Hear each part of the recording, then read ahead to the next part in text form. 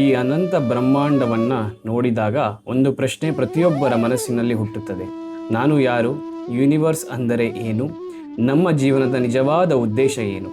ವರ್ಷಗಳ ಹಿಂದೆ ಭಾರತದ ಋಷಿಮುನಿಗಳು ಇದೇ ಪ್ರಶ್ನೆಗಳು ಉತ್ತರ ಹುಡುಕಿದರು. ಮೆಡಿಟೇಷನ್, ಅಬ್ಸರ್ವೇಷನ್, ಸೆಲ್ಫ್ ಎನ್ಕ್ವೈರಿ ಮತ್ತು ಡೈರೆಕ್ಟ್ ಎಕ್ಸ್ಪೀರಿಯನ್ಸ್ ಮೂಲಕ. ಆ ಜ್ಞಾನವೇ ವೇದಗಳು, ಉಪನಿಷತ್, ಭಗವದ್ಗೀತಾ ಮತ್ತು ಸನಾತನ ಧರ್ಮದ ಅಮೂಲ್ಯ ಪರಂಪರೆಯಾಗಿ ನಮಗೆ ಸಿಕ್ಕಿದೆ. ಇಂದು ಮಾಡರ್ನ್ ಸೈನ್ಸ್ ಕೂಡ ಇದೇ ಪ್ರಶ್ನೆಗಳ ಕೇಳುತ್ತಿದೆ.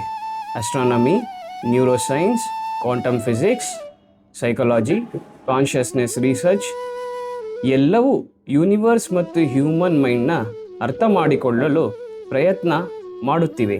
ಆದರೆ ಇನ್ನೂ ಹಲವು ಪ್ರಶ್ನೆಗೀಗ ಸ್ಪಷ್ಟವಾದ ಉತ್ತರ ಸಿಕ್ಕಿಲ್ಲ. ಕಾಸ್ಮಿಕ್ ವಾಣಿಗೆ ನಿಮಗೆ ಹೃದಯಪೂರ್ವಕ ಸ್ವಾಗತ.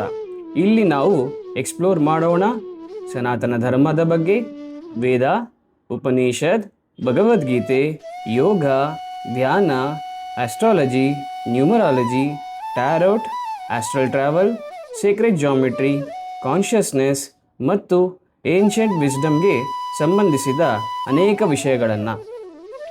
ಆದರೆ ಇಲ್ಲಿ ಯಾವುದೇ ವಿಷಯವನ್ನು ಬ್ಲೈಂಡ್ ಫೇಟಿಂದ ನೋಡಲ್ಲ, ಹಾಗೆಯೇ ಬ್ಲೈಂಡ್ ರಿಜೆಕ್ಷನ್ ಕೂಡ ಮಾಡಲ್ಲ. ಪ್ರತಿಯೊಂದು ವಿಷಯವನ್ನು ನಾವು 3 ದೃಷ್ಟಿಕೋನದಿಂದ ಅರ್ಥ ಮಾಡಿಕೊಳ್ಳೋಣ. ಟ್ರೆಡಿಷನಲ್ ಲೆನ್ಸ್, ನಮ್ಮ ಶಾಸ್ತ್ರಗಳು ಏನು ಹೇಳುತ್ತವೆ? ಸೈಂಟಿಫಿಕ್ ಲೆನ್ಸ್, ಮಾಡರ್ನ್ ರಿಸರ್ಚ್ ಏನು ಹೇಳುತ್ತದೆ? ಸ್ಕೆಪ್ಟಿಕಲ್ ಲೆನ್ಸ್, ಲಾಜಿಕ್, ಎವಿಡೆನ್ಸ್ ಮತ್ತು ರ್ಯಾಷನಲ್ ಥಿಂಕಿಂಗ್ ಯಾವ ಪ್ರಶ್ನೆಗಳ ಕೇಳುತ್ತದೆ. Our purpose is not to prove every belief, nor is it to reject every belief. Our purpose is to explore the truth with curiosity, humility and open-minded.